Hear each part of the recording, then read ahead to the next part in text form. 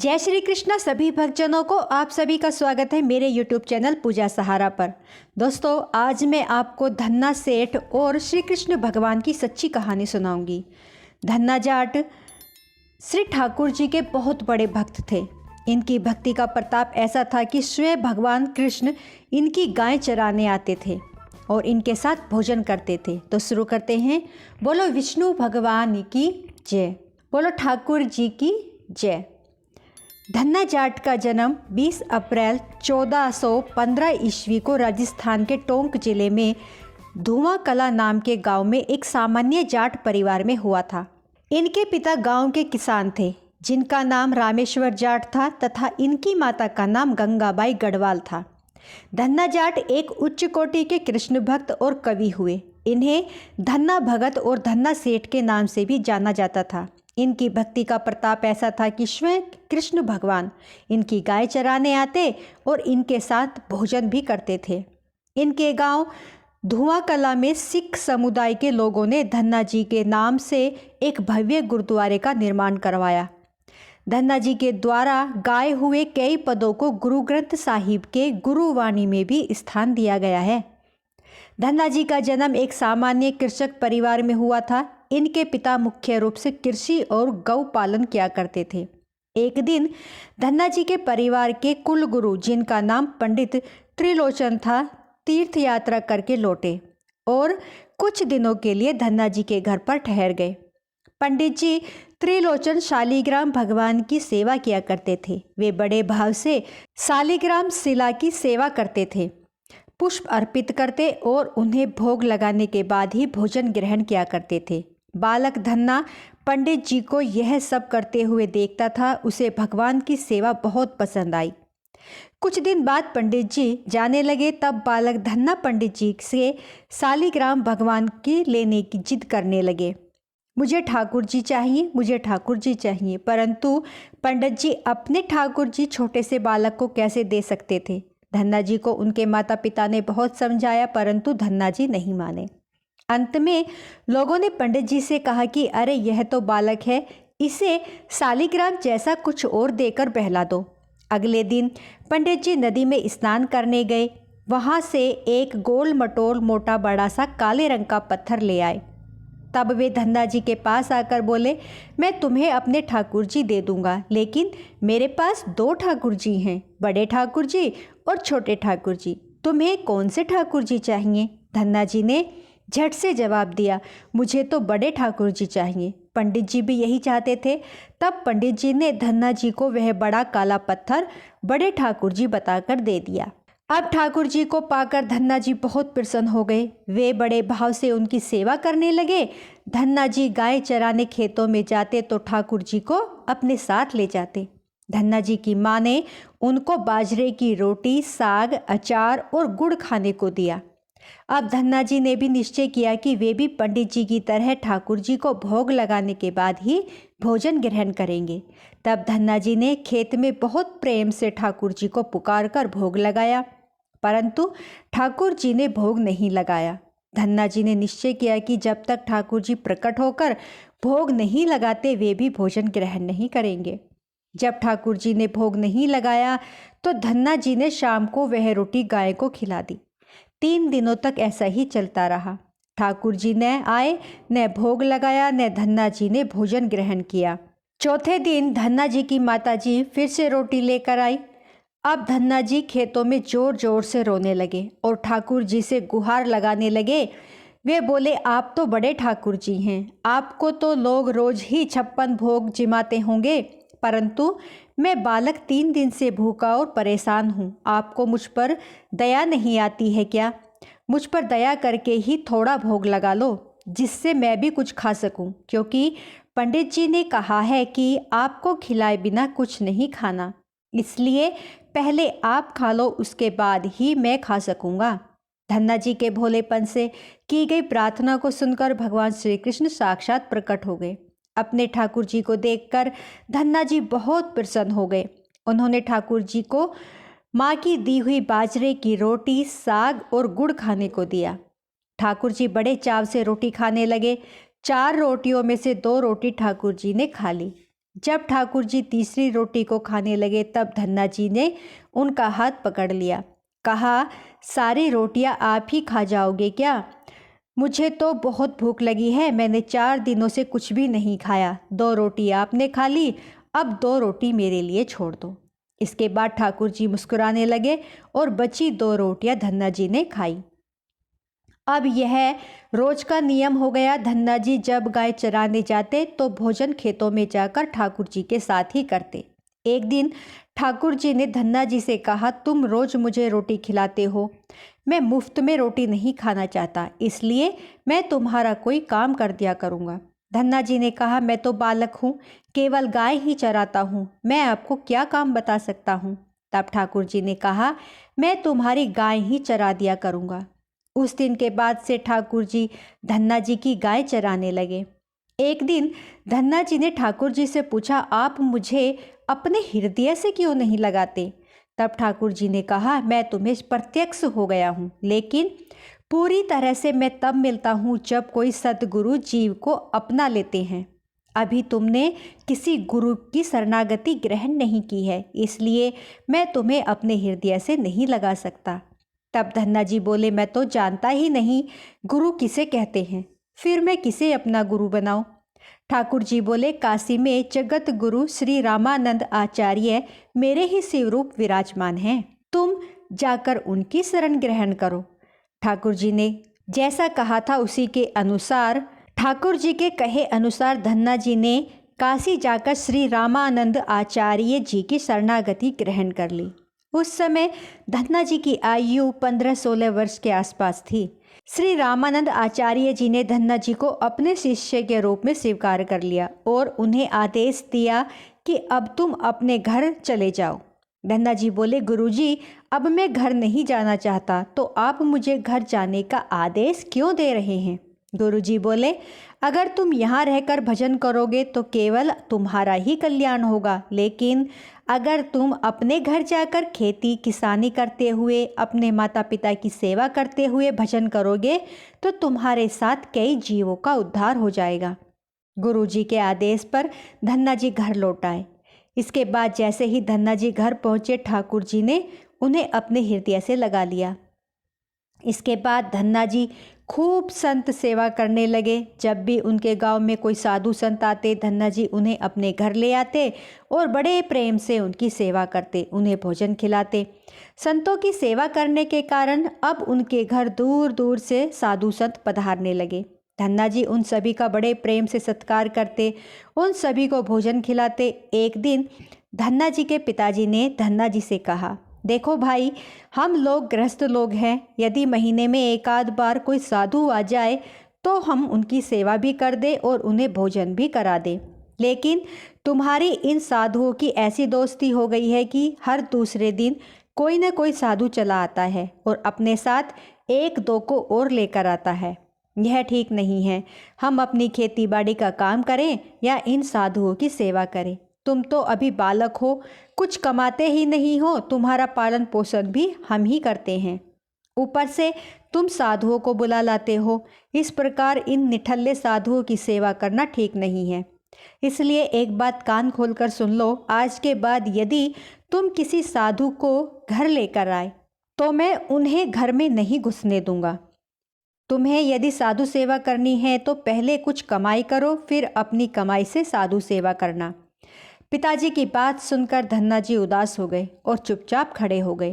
तब पिताजी ने धन्ना जी को डांटते हुए कहा, आज के बाद किसी साधु को घर में लेकर मत आना और जाओ खेतों में गेहूं बोकर आओ। खेत तैयार है, बोरी में बीज का गेहूं रखा है, इसे बैलगाड़ी में ले जाओ और खेतों में बो दो। धन्ना जी ने बैलगाड़ी में गेहूं रख लिए और खेत में बोने चल दिए। धन्ना जी थोड़ी दूर ही चले थे, उन्हें मार्ग में 5-6 साधु संतों की टोली आती दिखाई दी। धन्ना जी ने बैलगाड़ी से उतरकर उन्हें साष्टांग प्रणाम किया।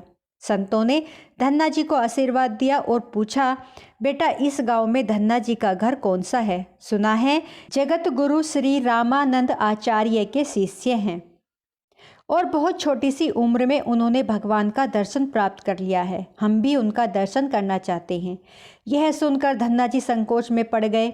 और वे हाथ जोड़कर बड़ी विनम्रता से बोले, महाराज, मुझे ही लोग धन्ना भगत कहते हैं।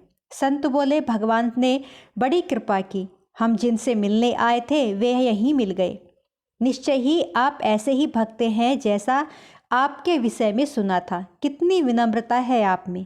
चलिए आपके घर चलते हैं, वहीं बैठकर आपसे चर्चा करेंगे। धन्ना जी ने सोचा, अभी पिताजी ने साधुओं को घर ले जाने से मना किया है। यदि मैं खेतों में बीज बोने के बजाय इन साधु संतों को घर ले गया तो पिताजी आसमान सिर पर उठा लेंगे और इन साधुओं को भी भगा देंगे। तब धन्ना जी कुछ विचार करके बोले, महाराज, अभी घर पर कोई नहीं है, मैं भी खेतों की तरफ जा रहा हूँ, आप भी मेरे साथ वहीं चलिए। संत बोले, ठीक है, हमें तो आपसे मिलना है, अब आप जहाँ ले चले हम वहीं चलेंगे। फिर धन्ना जी उन सभी को अपने खेत में ले गए। खेत में एक पेड़ के नीचे बने चबूतरे पर साधुओं को बैठा कर बोले, महाराज, आप यहीं पर कुछ देर विश्राम कीजिए, तब तक मैं आपके भोजन की व्यवस्था करता हूँ। यह कहकर धन्ना जी वहाँ से बैलगाड़ी लेकर चले गए। बैलगाड़ी लेकर धन्ना जी सीधे बनिए की दुकान पर पहुँचे। वहाँ उन्होंने बैलगाड़ी में जो बीज वाला गेहूं था, जो उन्हें खेत बोने के लिए दिया था, उन्होंने वह सारा बनिए को बेच दिया और उसके बदले में उससे दाल बाटी और चूरमा बनाने का सारा सामान खरीद लिया। सामान लेकर धन्ना जी खेत पहुँचे। वहाँ पर उन्होंने संतों के साथ मिलकर बहुत बढ़िया दाल बाटी और चूरमे का प्रसाद बनाया। भगवान को प्रसाद का भोग लगाने के बाद बड़े प्रेम से उन्होंने संतों को भोजन करवाया। इसी बीच भगवत चर्चा भी होती रही। संतों को भोजन करवाने के बाद बड़े प्रेम से उन्हें विदा भी कर दिया। संतों के जाने के बाद धन्ना जी सोचने लगे कि बीज वाले गेहूं को तो बेचकर संतों को भोजन करा दिया, अब खेत में क्या बोए। अगर पिताजी से फिर से बीज मांगने गया तो पिताजी बहुत नाराज होंगे। यह सोचकर धन्ना जी ने बोरियों में रेत भर ली और आसपास के लोगों को दिखाने के लिए उस रेत को ही खेतों में बोने लगे। धन्ना जी ने राम राम का नाम लेते हुए शाम तक बोरियों की सारी रेत खेत में छिड़क दी। आसपास के खेतों के किसान देख रहे थे कि धन्ना जी खेतों में गेहूं बो रहे हैं, परंतु वे तो खेतों में रेत बो रहे थे। खेत बोने के बाद धन्ना जी बड़े प्रेम से घर की ओर चल दिए और सोचने लगे कि खेत में तो अब कुछ उगना नहीं है, तो देखभाल भी नहीं करनी पड़ेगी। घर पर पिताजी ने पूछा, खेत बो आए? धन्ना जी बोले, जी पिताजी, पूरा खेत बो दिया। कुछ दिन बाद धन्ना जी के पिताजी और गांव के कुछ बड़े बूढ़े लोग धन्ना जी के पास आए और बोले कि तुमने कैसा खेत बोया है, ऐसी फसल तो हमने अपने जीवन में आज तक नहीं देखी। ऐसा लगता है जैसे गेहूं का एक एक दाना नाप नाप कर समान दूरी पर बोया गया है और सारे ही दाने उगाए हैं। इतनी सुंदर फसल तो हमने आज तक नहीं देखी। ये सब तुमने कैसे किया? धन्ना जी सोचने लगे, सब उनको ताने मार रहे हैं, खेत में कुछ उगा ही नहीं होगा इसलिए ऐसी बातें बोल रहे हैं। तब धन्ना जी ने स्वयं खेत पर जाकर देखा। वहां जाकर वे आश्चर्यचकित रह गए। उन्होंने देखा जिस खेत में उन्होंने रेत बोई थी वहां पर फसल उगाई थी और ऐसी सुंदर फसल उन्होंने भी कभी जीवन में नहीं देखी थी। फसल को देखकर धन्ना जी को भगवान की कृपा का एहसास हुआ और उनकी आंखों से आंसू निकल आए। धन्ना जी जोर जोर से रोने लगे। जब धन्ना जी के पिताजी और गांव वालों ने रोने का कारण पूछा तब धन्ना जी ने रोते हुए सारी घटना कह सुनाई।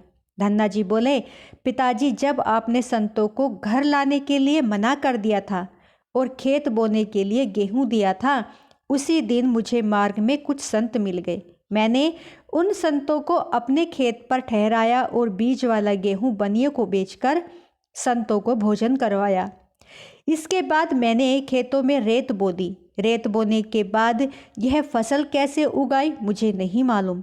धन्ना जी की यह बात सुनकर उनके पिताजी के भी आंसू निकल आए और वे बोले, मेरा धन्य भाग जो मेरे घर में ऐसे पुत्र ने जन्म लिया। आज के बाद हम तुम्हें रोकेंगे नहीं, खूब साधु बुलाओ, खूब संत सेवा करो, हम तुम्हें अब कभी मना नहीं करेंगे। आज से मैं भी भगवान की भक्ति किया करूँगा और तुम्हारे साथ संतों की सेवा किया करूँगा। इसके बाद धन्ना जी और उनके परिवार वाले खूब संत सेवा करने लगे। कुछ समय बाद धन्ना जी की उगाई हुई फसल को काटने का समय आ गया। उस फसल से उतने ही आकार की खेती से 50 गुना ज़्यादा गेहूं निकला। यह गेहूं इतना ज़्यादा था कि उसे रखने के लिए भी जगह नहीं बची थी। गांव से सभी लोग धन्ना जी की फसल देखकर आश्चर्य करने लगे। अब धन्ना जी और उनका परिवार अपनी क्षमता के अनुसार खूब संत सेवा और भगवान की भक्ति करने लगे। उनके घर हमेशा साधु संतों का तांता लगा रहता। साधु संतों की बड़ी बड़ी जमातें आती। धन्ना जी बड़े प्रेम से उन सभी का सत्कार करते। अब धन्ना जी जब भी खेतों में फसल बोते, हर बार ऐसी ही फसल होने लगी। अब धन्ना जी अपने गांव के बड़े किसान बन गए। गांव के सभी लोग धन्ना जी को चमत्कारी संत मानने लगे और उनके खेतों की मिट्टी को भी चमत्कारी मानने लगे। अब जिन लोगों के खेतों में पर्याप्त फसल नहीं होती, वे लोग धन्ना जी के खेतों की मिट्टी ले जाकर अपने खेतों में छिड़क देते, जिससे उनकी फसल भी अच्छी होने लगी। चारों तरफ धन्ना जी की जय जयकार होने लगी। एक बार भगवान ने धन्ना जी की परीक्षा लेनी चाहिए। धन्ना जी के गांव में अकाल पड़ गया। धन्ना जी बड़े किसान थे, उनके पास बहुत खेती थी और अन्न के भंडार थे। अकाल के कारण उनके गांव और आसपास के क्षेत्रों के ब्राह्मण, संत, गरीब और जरूरतमंद लोग धन्ना जी के पास मदद की उम्मीद से आने लगे। धन्ना जी भी उन्हें दोनों हाथों से भंडार लुटाने लगे। कभी कोई जरूरतमंद उनके घर से खाली हाथ नहीं लौटा। धीरे धीरे धन्ना जी का अन्न का भंडार समाप्त होने लगा, परंतु धन्ना जी ने निश्चय किया जब तक उनका सामर्थ्य है वे किसी भी जरूरतमंद को निराश नहीं करेंगे। अपना सब कुछ बेचकर भी वे लोगों की मदद करेंगे। धन्ना जी की संत सेवा से प्रसन्न होकर एक दिन उनके पास संत के वेश में स्वयं ठाकुर जी गए। संत ने उन्हें तुम्बा के बीज दिए और कहा, धन्ना जी इन बीजों को अपने खेतों में बो दो और जब इनकी फसल पक जाए तो उससे जो भी प्राप्त हो उसे लोगों की सेवा में खर्च करना। धन्ना जी ने ऐसा ही किया। संत की आज्ञा से उन्होंने तुम्बे के बीज खेतों में बो दिए। गांव के लोग कहने लगे, लगता है धन्ना जी पागल हो गए हैं, ऐसे भीषण अकाल में फसल बो रहे हैं और वो भी तुम्बा की। इस कड़वे तुम्बा को तो पशु भी नहीं खाते, यह तो केवल कमंडल बनाने के लिए काम आता है। ऐसी फसल यदि उग भी जाए तो उसका क्या फायदा। परंतु धन्ना जी ने संत के कहे अनुसार अपने खेतों में तुम्बे के बीज बो दिए। कुछ दिन बाद तुम्बा फसल उगाई। सभी लोग आश्चर्य करने लगे कि ऐसी भीषण अकाल में भी बिना पानी के कोई फसल कैसे उग सकती है। कुछ ही दिनों में धन्ना जी के खेत हरे भरे हो गए। इसी बीच धन्ना जी जरूरतमंदों की सेवा करते रहे। धन्ना जी ने अपना सारा अन्न भंडार लुटा दिया। उनके घर में जो फसलों के बीज रखे थे वो भी उन्होंने संतों को भोजन के लिए दान कर दिए। अब उनके पास अपने परिवार के गुजारे लायक भी अन्न नहीं बचा था। गांव के लोग बड़े आश्चर्य से कहने लगे कि यह तो मूर्ख है जो सारा अन्न लुटा दिया, अपने परिवार के लिए भी कुछ नहीं रखा और इसने फसल भी बोई तो तुम्बा की, जिसे खा भी नहीं सकते। धन्ना जी को लोगों की बातों से कोई फर्क नहीं पड़ा। भगवान का नाम लेते रहते और लोगों की मदद करते रहते। एक दिन ऐसा आया जब धन्ना जी के खेतों में लगी फसल पक गई। उनके खेत में बड़े बड़े तुम्बा के फल दिख रहे थे। धन्ना जी ने सोचा, अब दान करने को तो कुछ बचा नहीं, अब इन तुम्बा के कमंडल बनाकर संतों को दिया करेंगे। धन्ना जी खेतों में लगे हुए तुम्बों के फल तोड़कर घर ले आए। घर आकर जैसे ही उन्होंने एक तुम्बा को कमंडल बनाने के लिए काटा, देखा यह तुम्बा हीरे, मोती, जवाहरात और कीमती रत्नों से भरा हुआ था। तुम्बा को कीमती रत्नों से भरा देखकर वे आश्चर्यचकित रह गए। उनके पास तो तुम्बा की पूरी फसल थी। उन्होंने देखा सभी तुम्बों में ऐसे ही कीमती रत्न भरे हुए थे। अब उनके पास इतने कीमती रत्न और जवाहरात हो गए थे जितने किसी राजा के पास भी नहीं हो सकते। इस चमत्कार को देखने के बाद धन्ना जी को उन संत की याद आई जिन्होंने उन्हें तुम्बा के बीज दिए थे। उन संत ने कहा था कि इस फसल से जो भी प्राप्त हो उससे लोगों की सेवा करना। अब धन्ना जी उस धन से लोगों की सेवा करने लगे। वे फिर से दोनों हाथों से लोगों की मदद करने लगे। उस समय वह अकाल कई वर्षों तक चला। उस समय धन्ना जी ने अपने घर में के आसपास के कई गांवों में लंगर शुरू करवा दिया। आसपास के सैकड़ों गांवों के लोग वर्षों तक धन्ना जी के लंगर में तीनों समय भोजन किया करते थे। धन्ना जी ने अपने जीवन काल में कई मंदिर, बावड़ियाँ, तालाब और धर्मशालाएं भी बनवाई और हर तरह से साधु संतों और ज़रूरतमंद लोगों की सेवा की। लोग धन्ना जी को धन्ना सेठ कहकर बुलाने लगे। धन्ना जी जैसा धनी आज तक कोई नहीं हुआ। वे धन और मन दोनों से धनी थे। आज भी उनके ही नाम पर धनी लोगों को धन्ना सेठ की उपमा दी जाती है। तो बोलो जय श्री कृष्णा। हे कृष्ण भगवान, जैसे आपने धन्ना जी की भक्ति स्वीकार की वैसे ही सबकी करना, सबकी मनोकामना पूर्ण करना। बोलो जय कृष्ण भगवान, जय श्री नारायण।